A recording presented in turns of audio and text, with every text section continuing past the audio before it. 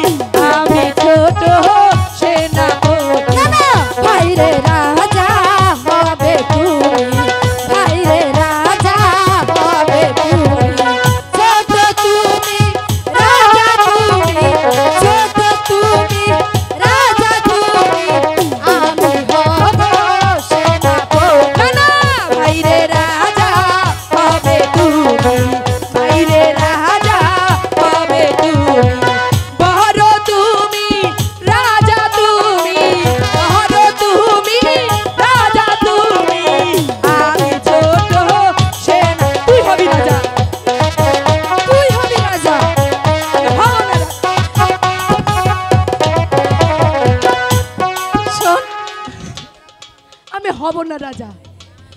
তুই হবি না? না, হব না রাজা। দেখ এটা কি ভালো হচ্ছে না। দেখ তোরটা ভালো হচ্ছে না। দেখ আমি হব না রাজা। তুই রাজা হবি। তুই রাজা হবি। তুই রাজা হবি। তুই রাজা হবি। দেখ তোরা আমার কথা রাখবি না। দেখ দাদা ভালো হচ্ছে না কিন্তু। আপন দোলা কাকামণি, আমি আসার সময় শুনলাম তোরা দুবাই কি নিয়ে যেন ঝগড়া করছিস। ঝগড়া কত কি করবো হয়েছে না। তোদের? আমি বলছি দাদা তুই রাজা হবি, আমি সেনাপতি হব। আমার কথা শুনছেই না। কাকামণি আমি বলছি তুই রাজা হবি, আমি সেনাপতি হব।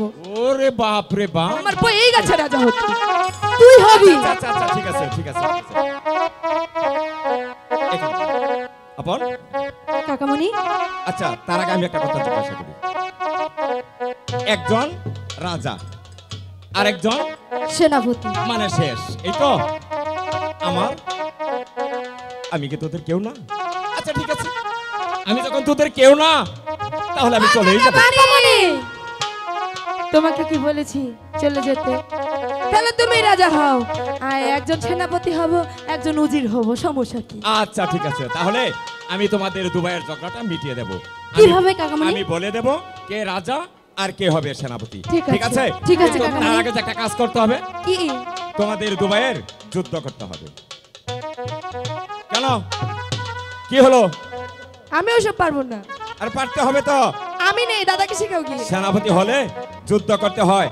দেখো না, এক রাষ্ট্রের সঙ্গে অন্য রাষ্ট্রের যুদ্ধ লাগে, তখন কি করবে? ঠিক আছে শেখাও।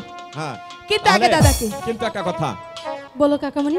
যুদ্ধে যে পরাজিত হবে, ভালো করে শুনবে কিন্তু, যুদ্ধে যে পরাজিত হবে সে হবে রাজা, আর এই যুদ্ধে যে জয়ী হবে সে হবে সেনাপতি। ঠিক আছে আপন? এই নাও দুলাল। বাংলার উত্তর।